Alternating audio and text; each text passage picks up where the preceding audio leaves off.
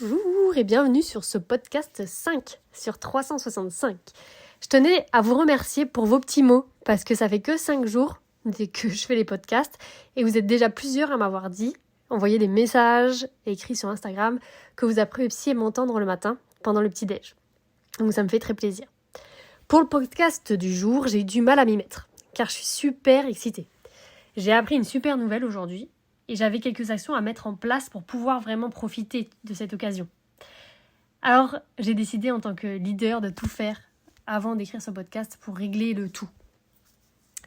Donc là, je vais aller voir mes chevaux tout à l'heure et pareil, je fais pas de séance avec mes chevaux tant que je suis dans cet état-là, tu vois. Donc, je règle ce que j'ai à régler avant d'aller voir les chevaux. Donc, être leader, c'est avoir les idées claires. Et quand elles vont dans tous les sens, comme là, ce matin, pour moi, ça partait dans tous les sens. C'est de prendre le temps de faire les choses, une chose à la fois, et tout ranger. Et là, moi, j'ai pu faire toutes les actions que j'avais à faire, mais si on n'a pas le temps, de au moins tout noter ce qu'on a à faire pour mettre de la clarté. Dans l'approfondissement couché que j'ai créé, que je suis toujours en train de créer d'ailleurs dans l'Académie bienveillante du cheval, j'ai demandé aux étudiants, donc lors de la semaine 10 de cet approfondissement, de réaliser un exercice. Il s'agissait de prendre une sous-étape d'une étape du couché et de la diviser en sous-étapes et diviser ces sous-étapes en sous-étapes, etc. Et en fait, on peut remonter comme ça très loin. Et donc, il y a une personne qui a écrit, parce que du coup, on a un groupe pour discuter entre nous, sur lequel je voulais que justement les personnes, elles postent cet exercice. Et elle écrit que c'était super dur, qu'elle n'y arrivait pas, et qu'elle se sentait pas bien, et qu'elle avait même un peu de tristesse, quoi. Parce que vu qu'elle, elle se sentait pas bien, elle n'arrivait pas du tout. Donc moi, ce que je lui ai dit, écoute, déjà, commence ton schéma, écris quelque chose et montre-moi le début. Et donc, elle me montre le début était vraiment prometteur. Et donc, moi, je lui ai juste dit, écoute, maintenant, tu découpes encore plus. Et donc, elle a réussi à tout ranger et à trouver par elle-même les sous-étapes possibles. Donc moi, je ne cherchais pas de bonne réponse particulière. Je voulais juste qu'elle prenne confiance en sa capacité de réflexion et en sa capacité de trouver une solution. Elle est dans l'académie, elle connaît des choses. Et donc je voulais qu'elle se rende compte de tout ce qu'elle connaît et qu'en plus elle est capable d'aller prendre tout ce qu'elle connaît pour les ranger d'une manière unique, sa façon d'elle de ranger les choses et de trouver donc une solution.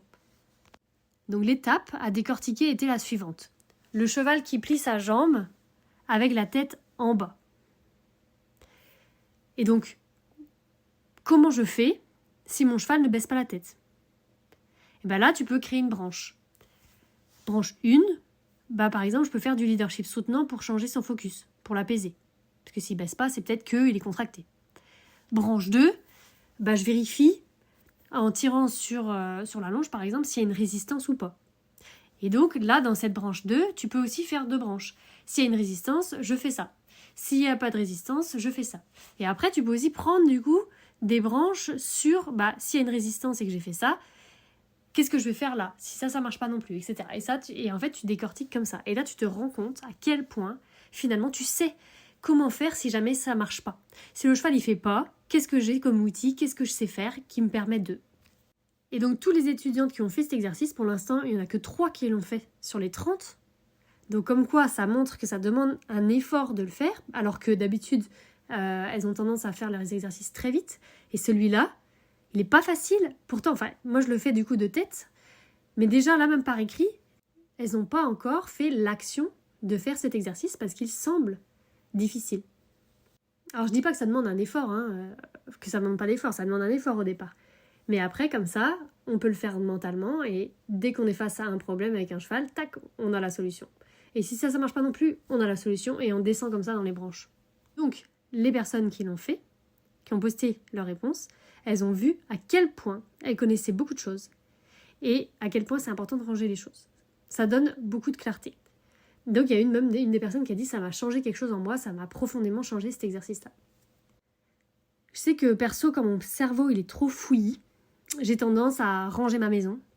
J'ai tendance à laver ma maison, à faire une diète, à manger beaucoup plus sain, quitte à rien manger du tout pendant un moment. Comme si je voulais laver mon corps. Ouais, je lave tout autour de moi. Et faire des exercices comme ça de sous-étapes, ça apporte aussi une grande clarté et une confiance. Je le fais aussi là en ce moment. pour ranger des choses ou quand je vois il y a beaucoup de choses, par exemple dans l'académie il y a énormément de choses, il y a des choses que je veux faire évoluer, il y a des choses que je suis en train de transformer à certains endroits, etc. Couper en deux l'académie pour la vendre en 2 parties, parce que du coup là il y a tellement de choses dans l'académie que de la vendre en une partie ça commence à devenir trop énorme. Et du coup je veux pouvoir vendre en une partie, que les gens ils ont le temps de faire la première partie, ensuite prendre la deuxième partie, etc. Et du coup, pareil, je range tout, je classe tout, je fais des étapes, sous-étapes, qu'est-ce que je veux dire à tel endroit, vers où ça va, nanani, nanana. Bilan, la même personne donc, dont je parle, qui était triste au départ, elle a pris un coaching avec moi. Donc 1 jour après ou 2 jours après, je crois, son exercice. Du coup, moi, en la suivant, là, en la regardant dans le coaching, j'ai vu une différence entre le dernier coaching et celui-là. Et j'ai vu vraiment une clarté dans ses gestes. Et elle a mis à peine 20 minutes à débloquer le problème. Et en fait, j'ai senti une assurance chez elle que j'avais pas sentie avant. Et c'est pas la même personne qui disait que ça avait changé quelque chose. Donc même elle, ça a changé aussi quelque chose. Donc voilà pour ce petit partage d'aujourd'hui. Sur ce, moi je vais aller fêter et sortir ma joie. Je pense que je vais aller courir, tu vois, courir avec mes chevaux, partir à fond et tout ça, tu vois, vraiment un truc simple pour pouvoir un peu m'éclater. Je vais mettre de la musique, enfin voilà, parce que je me sens hyper joyeuse et j'ai envie, tu vois, de profiter de cette joie-là. Et voilà, ça fait du bien de se sentir aussi comme ça. Donc belle journée à toi et à demain pour un nouveau podcast.